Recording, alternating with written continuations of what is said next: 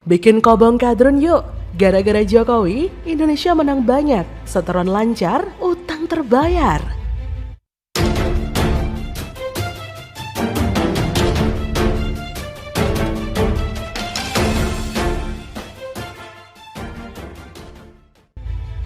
Jokowi menerima warisan hutang ribuan triliun rupiah. Catat ya, ada yang jatuh tempo, harus dibayar secepatnya. Ada yang cicilannya masih panjang sampai ke bulan. Yang ada di pikiran Jokowi waktu itu ketika menerima warisan hutang bukan seberapa besar hutangnya, tetapi bagaimana cara membayar hutangnya. Indonesia menjadi salah satu negara yang beruntung dalam kondisi sekarang.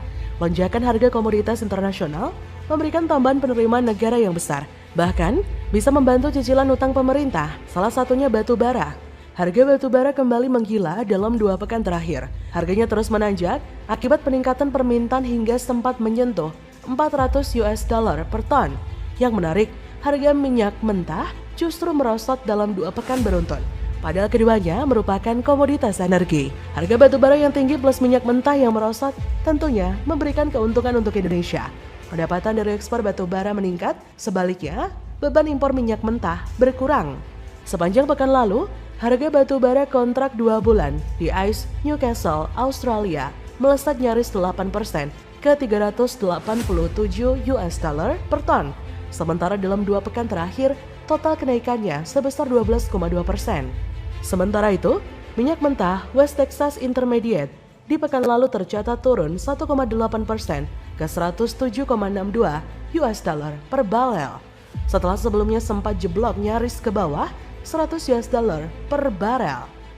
Dalam 2 pekan, total minyak WTI jeblok lebih dari 10%, sementara itu minyak jenis Brent merosot 7,3%. Hal itu disebabkan tingginya inflasi membuat Eropa hingga Amerika Serikat terancam mengalami resesi. Tahun ini diperkirakan pemerintah mendapatkan tambahan penerimaan sebesar 420 triliun. Tentu tak hanya batu bara, tapi juga sederet komoditas lain memiliki kontribusi, seperti nikel, bauksit, tembaga, emas, hingga minyak kelapa sawit. Dana tersebut kemudian dialihkan lagi untuk subsidi energi, baik itu bahan bakar minyak BBM, LPG 3 kilo dan listrik di bawah 3000 volt ampere, sehingga masyarakat tidak perlu menerima beban di saat baru beranjak pulih dari pandemi COVID. Pemerintah juga mampu mengurangi defisit anggaran dari yang tadinya 4,85% PDB menjadi 4,5% PDB. Tentu ini menjadi kabar baik karena pemerintah tidak perlu menambah utang lebih banyak. Pembayaran cicilan utang pemerintah juga lancar. Meskipun utang tahun ini jatuh tempo sebesar 400 triliun, tapi pemerintah tidak ada kesulitan pembayaran. Sesuatu yang kini sedang diderita oleh beberapa negara Asia Selatan dan Afrika.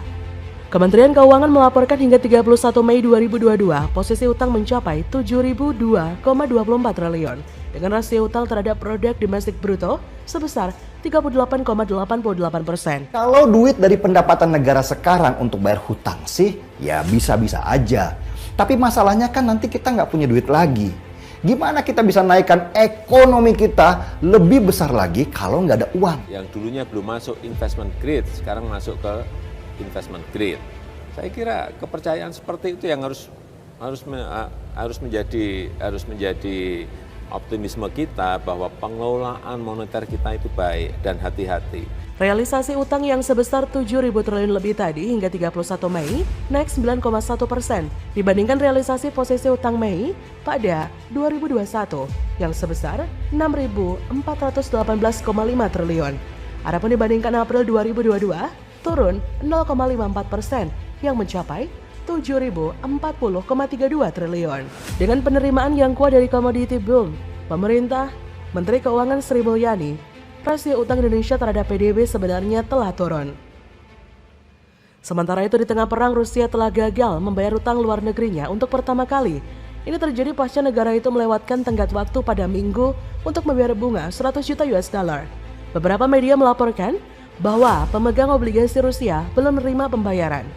Hal itu menunjukkan bahwa Rusia mungkin memasuki default utang luar negeri pertama sejak 1989. Dengan ini bisa dikatakan Rusia menjadi negara yang melakukan one prestasi. Sementara itu Rusia sendiri sebelumnya mengatakan telah mengirimkan uang ke Euroclear, sebuah institusi sebagai penyedia jasa keuangan yang memfokuskan pada aktivitas clearing dan settlement pasar uang dan pasar modal. Sedangkan untuk China pada 2021, rasio utang pemerintah China diperkirakan ada di kisaran 60% dari PDB, India 88%, Korea Selatan 49%.